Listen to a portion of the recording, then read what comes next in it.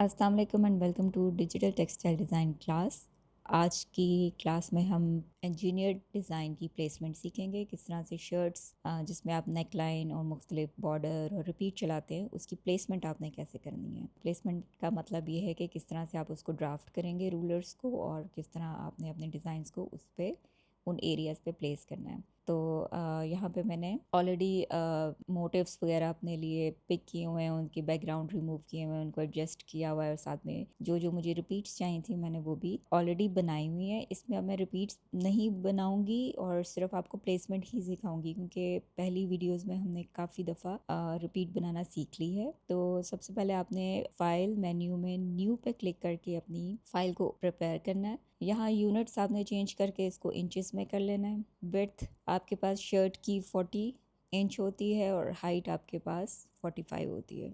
ज़रूर आपने इसको 300 रेजोल्यूशन पे ही सेट करना है और उसके बाद क्रिएट कर दें। यहाँ अब हमारे पास स्टैंडर्ड शर्ट का साइज़ आ गया है। यहाँ रूलर्स ऑलरेडी मेरे पास विजिबल है।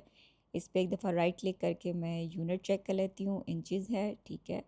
अगर रूलर्स आपको नज़र नहीं आ रहे तो आपने व्यू के मेन्यू में जाके यहाँ रूलर्स पे क्लिक कर देना है ताकि आपको रूलर्स यहाँ पे विजिबल हो जाए। अब हमने रूलर्स के साथ इसकी मार्किंग करनी है अपने डिज़ाइन की। अब जो मेरे जहन में डिज़ाइन है कि मैं यहाँ सेंटर पैनल एक बनाऊंगी और साइड पे अलग मुख्तलिफ रिपीट के पैनल्स होंगे, नेक लाइन होगा और साथ में मैं कोई बॉर्डर या कॉर्नर डिज़ाइन को भी ऐड करूंगी। जब मैं पैनल की बात कर रही हूँ तो एक बात जहन में आपने रखनी है कि स्टैंडर्ड बॉडी साइजेस क्या हैं। स्टैंडर्ड बॉडी साइजेस हैं स्मॉल, मीडियम और लार्ज। स्मॉल साइज़ पे जब आप शर्ट तैयार करते हैं तो उनकी शोल्डर की मेजरमेंट्स होती है तकरीबन 13.5 इंच पे आती है, ठीक है। तो हमने इस 13 इंच को जहन में रखते हुए इसका जो सेंटर पैनल है उसको डिज़ाइन करना है ताकि जब कोई स्मॉल साइज़ के ऊपर ये शर्ट तैयार हो तो ऐसा ना हो कि सेंटर का सारा डिज़ाइन हमने इतना चौड़ा बनाया हो कि वो पूरा उसकी कटिंग में ही निकल जाए। तो ये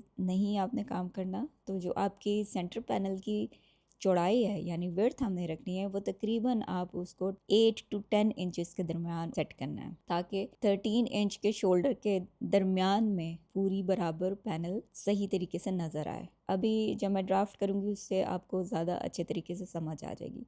अब वर्टिकल रूलर मैंने निकाला और यहाँ पे एग्जैक्ट इसके मिड में 20 के ऊपर मैंने यहाँ पे ला के रख दिया। अब ये जो दरमियान में पैनल मैंने लगाना है ये मैं यहाँ तकरीबन 10 इंच का लेने वाली हूँ, ठीक है। तो अब एक हाफ पे मैंने इधर से 5 इंच लेने। अब इस 20 से इस तरफ मैंने 5 इंच पे रूलर लगाना है और फिर एक मैंने राइट साइड पे भी 5 इंच पे रूलर लगाना है। ये वर्टिकल रूलर मैंने पिक किया।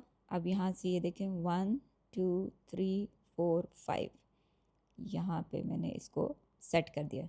ये 5 इंच ये हो गए और यहाँ से भी आपने 5 ले लेने। 20 के बाद 1 2 3 4 5। अब ये मेरे पास सेंटर का पैनल आ गया है। इसको मैंने क्या किया है 10 इंच के ऊपर एडजस्ट कर दिया। अब इधर ही मैं अपना नेक लाइन भी प्लेस करूँगी और ये साइड पे जितना एरिया है राइट और लेफ़्ट वाले पैनल्स हैं जिस पे मैंने अलग रिपीट चलानी है।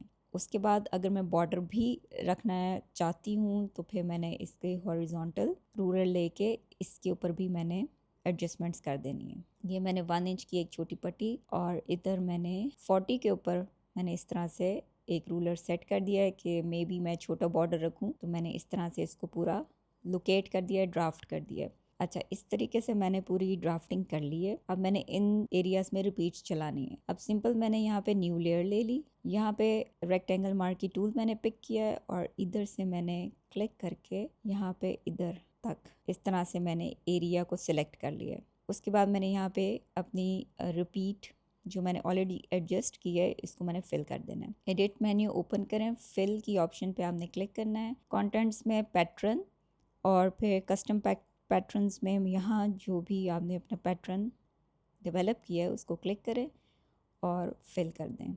ये ही मेथड अब मैंने यहाँ कर लेना है। सिलेक्शन ऑन की और इसको मैंने फिल कर देना है। जी, ये साइड पैनल्स को हमने फिल कर लिया। अब सेंटर पैनल है, इसमें भी हम एक रिपीट को फिल कर लेते हैं। न्यू लेयर लेके रेक्टेंगल मार्की टूल के साथ आपने सिलेक्शन इस तरह से ऑन कर लेनी है और इसमें अपना पैटर्न फिल कर लेना है। यहाँ पे मैंने एक और पैटर्न बनाया था और उसको मैंने इस तरीके से फिल कर लिया। अब साइड पैनल्स पे मैंने थोड़ा सा लाइक हैवी पैटर्न दिया और सेंटर पैनल में मैंने थोड़ा सा लाइट रिपीट रखी है। यहाँ मैंने एक नेक लाइन पहले से पिक किया हुआ था, इसको हम ड्रैग करके वर्किंग फाइल पे ले जाते हैं। फिर यहाँ एक और भी नेक लाइन मैंने इस तरह से पिक किया हुआ था, इसको मैं यहाँ पे इसके साथ स्टाइलाइज करती हूँ। इस लेयर की कॉपी बना लें, राइट क्लिक और डुप्लीकेट लेयर। ठीक है, अब कंट्रोल टी फ्री ट्रांसफॉर्म की ऑप्शन लेंगे और कंट्रोल टी के बाद इसको हमने रिफ्लेक्ट हॉरिजॉन्टल कर दिया और यहाँ पे इसको प्लेस कर दिया। अब न्यू लेयर लेंगे, अब हम लैसो टूल को पिक करके इतना एरिया सिलेक्ट करेंगे ताकि इसमें एक सॉलिड कलर हम ऐड कर सकें। बहुत एहतियात के साथ आपने इस तरह से इसको ट्रेस कर लेना है। लेसो टूल भी यूज़ कर सकते हैं, पेन टूल भी यूज़ कर सकते हैं, जो आपको इजी रहे। इस तरह इसकी पूरी शेप को मैंने सिलेक्शन ऑन कर दिए और इसमें मैं एक कलर फिल कर दूंगी। नेक लाइन को फिल करने के लिए एक हमने और मोटिफ यहाँ पे ले आया और इसको मैं एडजस्ट करूँगी।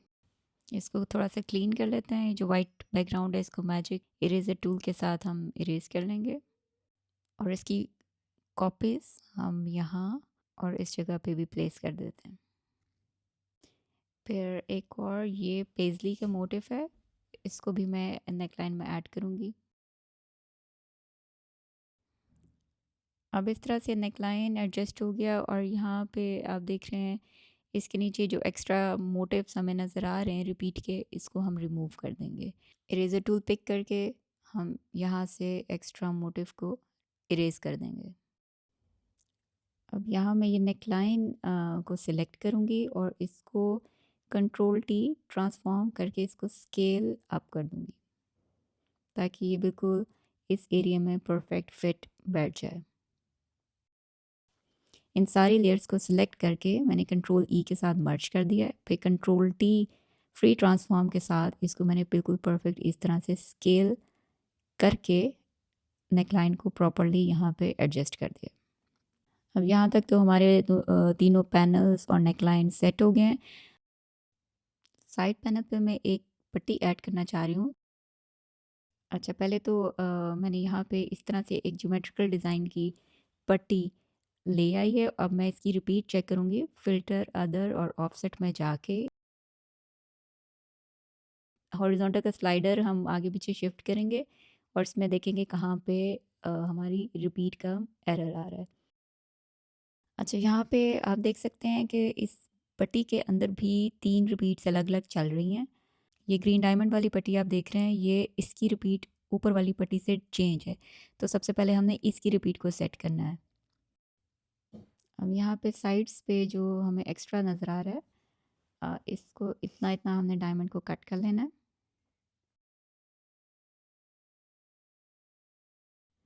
और जो बाकी पट्टी है इसको पूरे को सिलेक्ट करेंगे और कंट्रोल टी प्रेस करके ट्रांसफॉर्म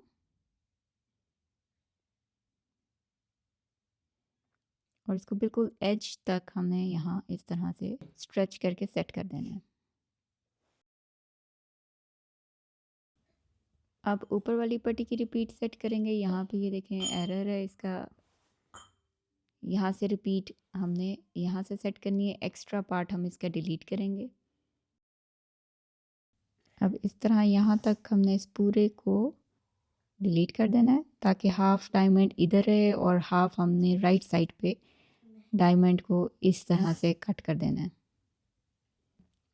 अब ये जितना रिमेनिंग पार्ट है इसको हमने इस तरह से पूरे को सिलेक्ट किया, कंट्रोल टी के साथ एज टू एज इसको हमने स्ट्रेच कर दिया। अच्छा, ये यहाँ तक मैंने वो पट्टी जो थी उसको रिपीटेबल बना दिया है और मैं इसको वर्किंग फ़ाइल में ले आई हूँ। इस लेयर की हम कॉपी बनाएंगे और इसको यहाँ पे प्लेस करते जाएंगे।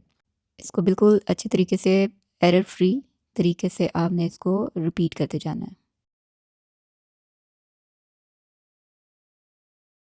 अब एक तरफ हमने ये पूरा बॉर्डर लगा दिया है और इसी की कॉपी अब हमने राइट साइड वाले पैनल पे भी लगानी है।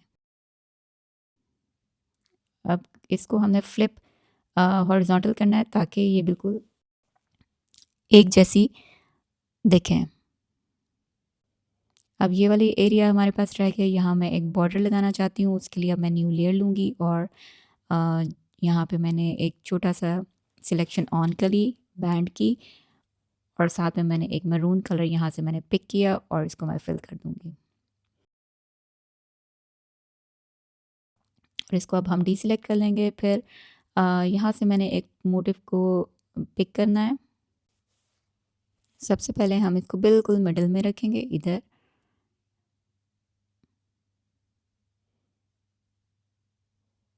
और फिर इसकी हमने कॉपीज़ पूरे बॉर्डर पे रिपीट कर देनी है। अब इसकी कॉपीज़ हम इक्वल डिस्टेंस के साथ यहाँ पे रखते जाएंगे।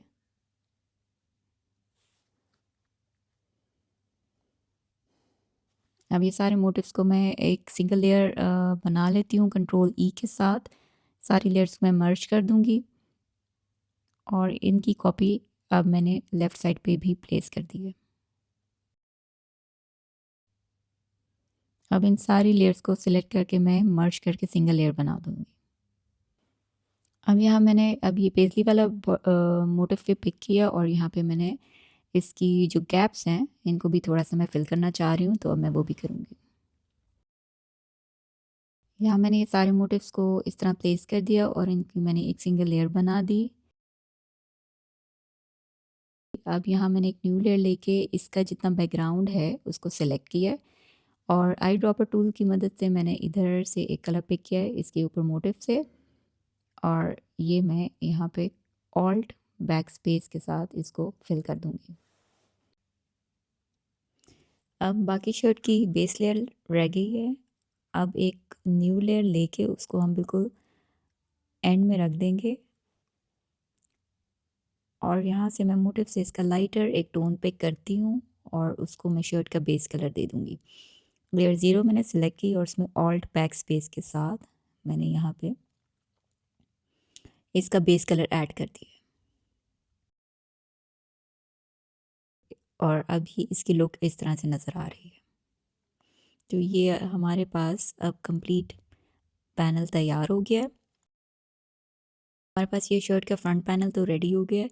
इसी तरह आप और भी क्रिएटिविटी ऐड कर सकते हैं, जैसे अगर ये बॉर्डर पट्टी आप कहीं और प्लेस करना चाहते हैं इस तरीके से एल शेप में, आप इस तरह पूरा भी रख सकते हैं, इसको हाफ भी रख सकते हैं।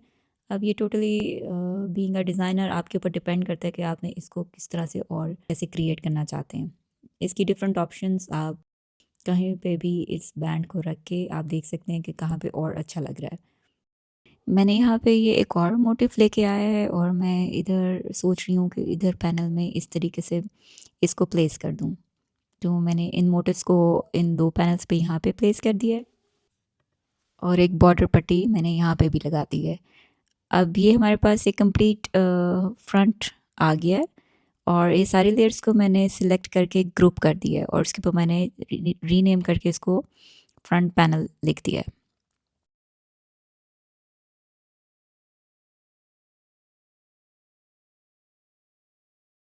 अब इसी ग्रुप की मैंने कॉपी बनाई है और दूसरी कॉपी में मैंने इसको बैक पैनल नाम दे दिया है और यहाँ से मैं एक्स्ट्रा जितनी लेयर्स हैं उनको मैं डिलीट कर दूँगी।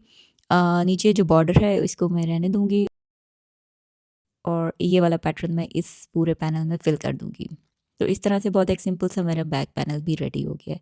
फिर हम स्लीव्स इसकी बनाएंगे और दुपट्टा कोऑर्डिनेट बनाएंगे जैसे हमने पहले अपनी वीडियोस में बनाया था, और इस तरह से आप कंप्लीट इंजीनियर्ड या प्लेसमेंट पैटर्न्स को डिज़ाइन कर सकते हैं। आई होप कि आपको ये वीडियो यूज़फुल लगी होगी और आप डिफरेंट अपने डिज़ाइंस को क्रिएट करेंगे और थोड़ा एक्सपेरिमेंटेशन करेंगे नेकलाइंस के साथ, पैनल्स के साथ। फिर मिलते हैं हम नेक्स्ट वीडियो में, तब तक के लिए टेक केयर और अल्लाह हाफ़िज़।